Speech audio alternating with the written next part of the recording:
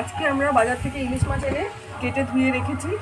এই ইলিশ মাছ দিয়ে আজকে আমরা ভাপা তৈরি করব। আপনার ইলিশ ভাপা আপনার পুরো রেসিপিটা দেখুন কিভাবে আমরা তৈরি করব ইলিশের ভাপা। নমস্কার বন্ধুরা, শিলার রান্নাঘরে আপনাদেরকে স্বাগত। দেখতে থাকুন আমরা কিভাবে আজকে ইলিশ ভাপা করি। মাছটাতে লবণ হলুদ মাখিয়ে দেবো, লবণ দিয়ে দেবো, হলুদ দিয়ে দেবো, ভালো করে মাখিয়ে দিচ্ছি।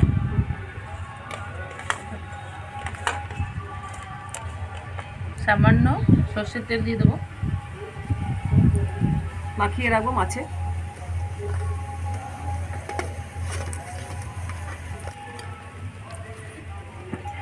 কালো সর্ষে, শুকনো লঙ্কা আর সাদা সর্ষে আর কাঁচা লঙ্কা নিয়েছি। জল দিয়ে ভালো করে ধুয়ে নেব। সর্ষের মধ্যে অনেক নোংরা থাকে বলে আমরা ধুয়ে নিচ্ছি।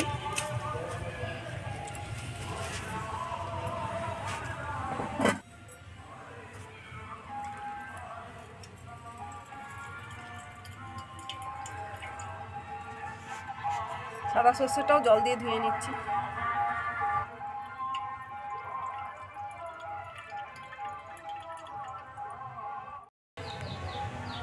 দুবার ধুয়ে নিয়ে এবার জলে একটু ভিজিয়ে রাখলাম। এবার বেটে নেব। শুকনো লঙ্কা, কাঁচা লঙ্কা, সাদা সর্ষেটা দিয়ে দেবো,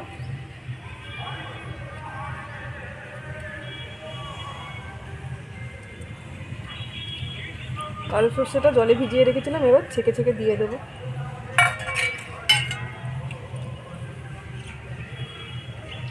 বালি যেন না থাকে। এবার একসাথে বেটে নেব।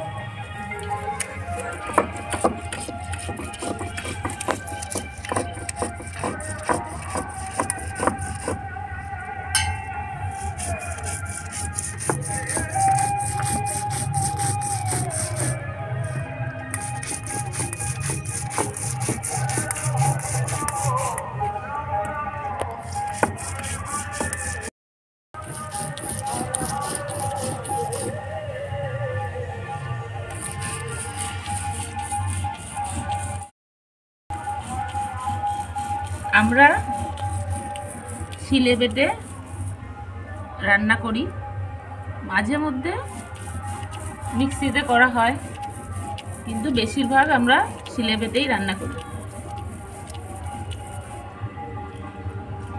আমাদের ইউটিউব থেকে যারা দেখেন আমাদের ভিডিও, আমাদের ইউটিউব চ্যানেল শিলার রান্নাঘর, চ্যানেলটিকে সাবস্ক্রাইব করে পাশে থাকবেন। টক দইটা ফেটিয়ে নেব ভালো করে। মাছের পরিমাণ হিসাবে আমি টক দই দিয়েছি। ফেসবুক থেকে যারা আমাদের রান্না দেখেন, আমাদের ফেসবুক পেজ শিলার রান্নাঘর পেজটিকে ফলো করে আমাদের পাশে থাকবেন। আমরা প্রতিদিনই আপনাদেরকে নতুন নতুন রান্না করে দেখানোর চেষ্টা করি। আপনারা আমাদের রেসিপিগুলো দেখুন।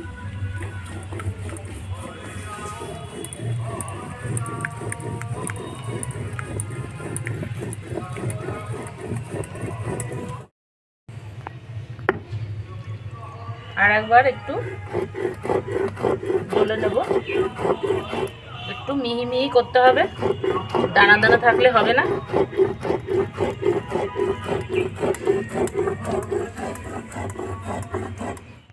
সর্ষে লঙ্কাটা বাটা হয়ে গেছে, এবার তুলে নেব।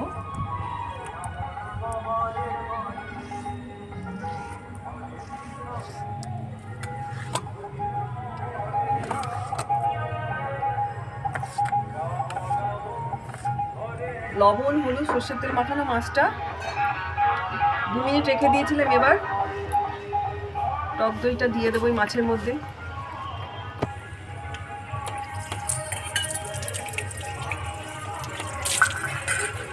সর্ষে লঙ্কা বাটাটা দিয়ে দেবো।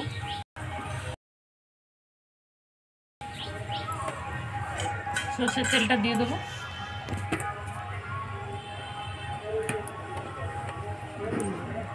আগের হলুদ দেওয়া ছিল বলে পরিমাণ মতো হলুদ দিয়ে দিলাম, লবণও দিয়ে দিলাম পরিমাণ মতো। এবার মাছগুলোকে মশলার সঙ্গে ভালো করে মাখিয়ে নেব।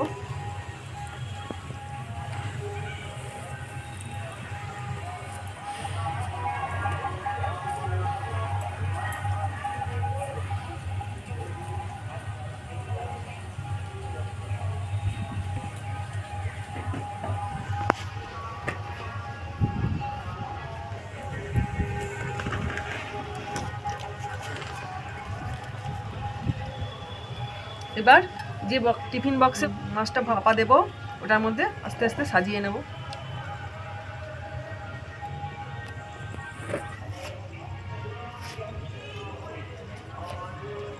মাছটা সাজানো হয়ে গেছে, এবার মশলাটা এর মধ্যে দিয়ে দেবো।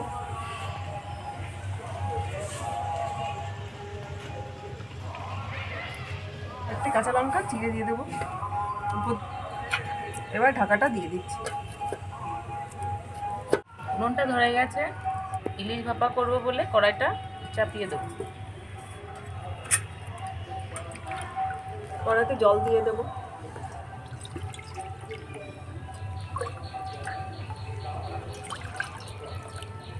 জলটা গরম হয়ে গেছে, টিফিন বক্সটা বসিয়ে দেবো। নোড়া দিয়ে একটু চাপা দিয়ে রাখবো। এভাবে আমরা 10 মিনিট ফুটিয়ে নেব।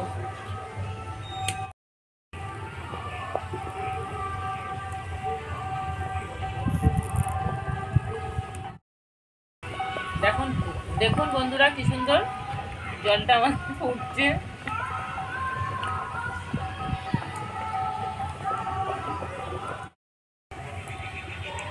দশ মিনিট হয়ে গেছে, এবার উপর থেকে নোড়াটা নামিয়ে দিচ্ছি।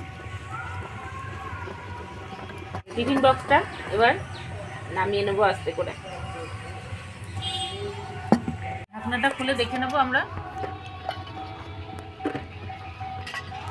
আমাদের কি সুন্দর রং হয়েছে দেখুন। ইলিশ ভাপাটা একদম রেডি। দেখুন কত সুন্দর রং হয়েছে। দেখুন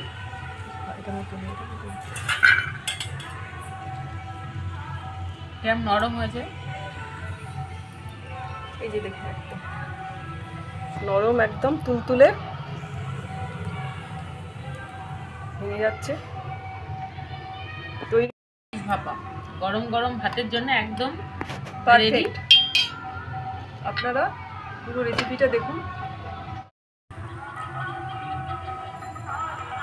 খুব টেস্ট হয়েছে। আপনারা এইভাবে তৈরি করুন। কারা কারা ইলিশ ভাপাটা পছন্দ করেন আমাদের কমেন্ট করে জানাবেন।